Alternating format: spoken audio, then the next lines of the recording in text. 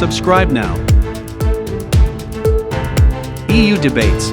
So after lengthy discussions yesterday, we finally reached an agreement, and I was positively surprised because when we went into the room, the signs were not that great, but everybody was very constructive, and I'm happy that we reached the agreement. But of course, we also have to discuss already the seventh package, because things are not going any better in Ukraine, and as long as the war is going on, there is no peace. Ukraine hasn't won the war. We haven't done enough.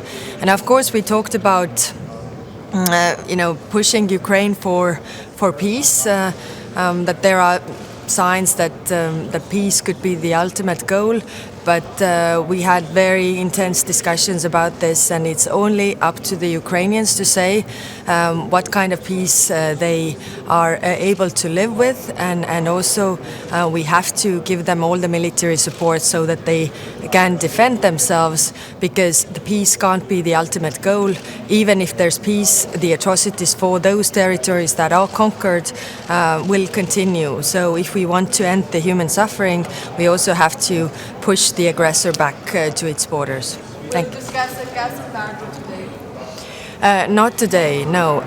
We discussed it briefly already yesterday, but gas is of course much more difficult than oil already was. All the next sanctions will be more difficult because so far they have only hurt Russians, but now they're also having effects on Europeans, and that's why it's much more politically difficult to decide those things. So we will not discuss gas today. We will discuss repower and energy issues. We will discuss defense, and of course the food security as well, which is very much connected to the war in Ukraine.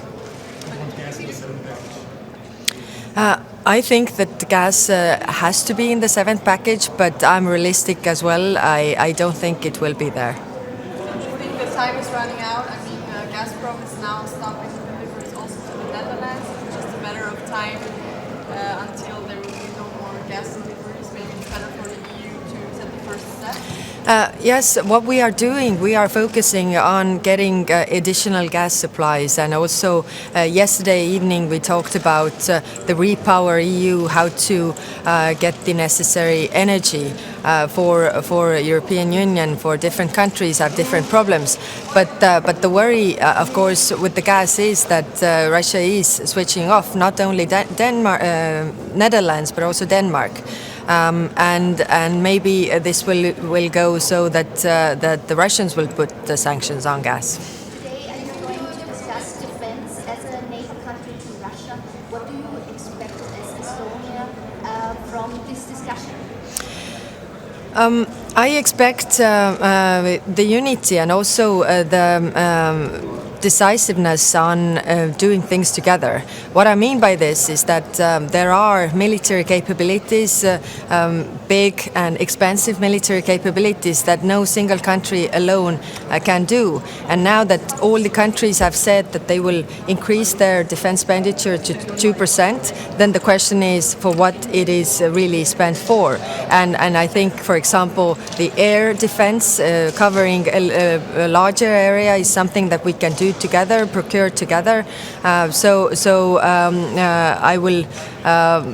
expect this discussion to be not so much, regarding the national interest, but the European interests as a whole in regards to defense.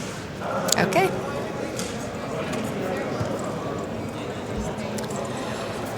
It's a compromise. So if I had to choose between, a compromise or no sanctions at all, then I think it's a fair compromise. And I must say that everybody was very constructive around the table, trying to find the solutions. So I think this was the best we could get. And as I said yesterday, I was very skeptical that we will reach an agreement. So that's a positive thing that we did.